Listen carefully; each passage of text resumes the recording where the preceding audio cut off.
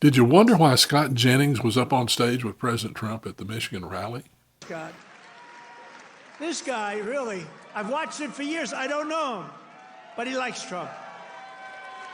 Come here, Scott. Oh, CNN, this is the end of Scott. No, who cares?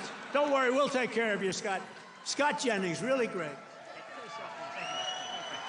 Thank you.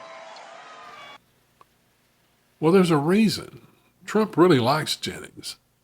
And Jennings really likes and supports President Trump. And it just so happens that Scott is a Kentuckian. Oh, my.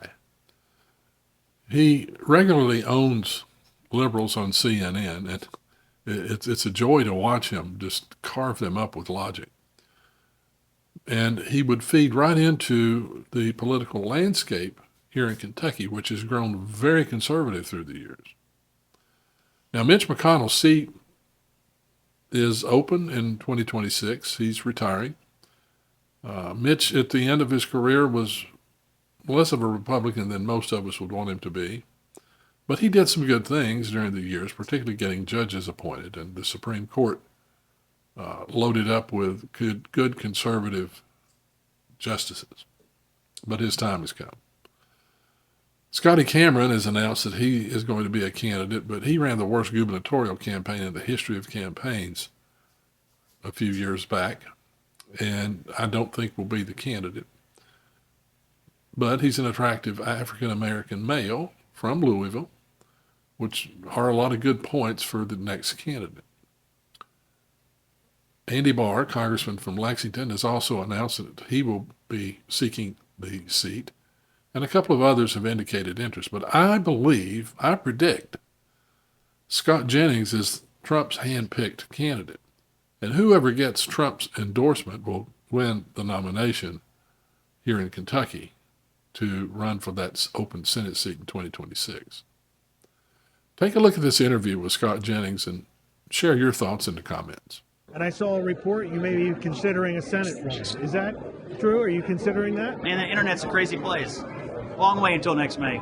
It is a long way, but Yeah. that seat will be open when McConnell's out. So I was wondering if maybe you were throwing your hat in the ring, possibly. Yeah, I read all this with some amusement, but again, it's a long way till next year. But I'll tell you this, I think Kentucky has benefited from having Republican senators for a long time. I think that seat ought to be in the hands, ultimately, of somebody who's going to help Donald Trump execute on the president's agenda.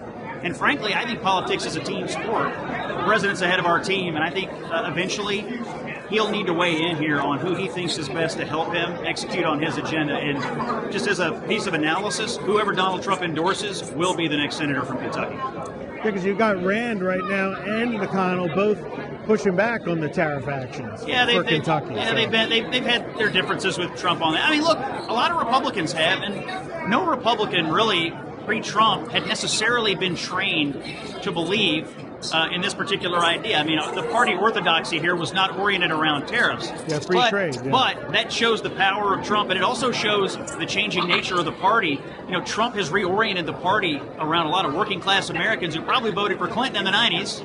Now they're voting Republican and they're voting for Trump. So anytime you change constituencies, I think it's natural to see evolution in the party's platform.